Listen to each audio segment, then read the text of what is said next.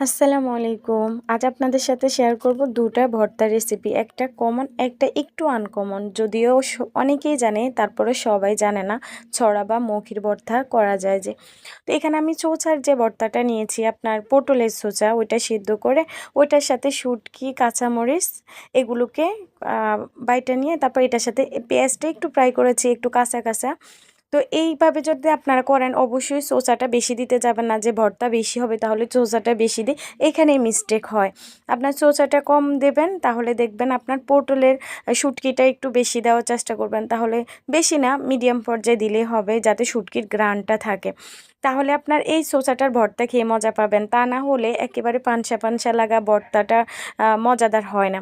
আর next হচ্ছে আমার ছড়ার ভর্তা। ছড়াটা অবশ্যই ভালোভাবে সিদ্ধ করে নেবেন বেশি পানি দিয়ে।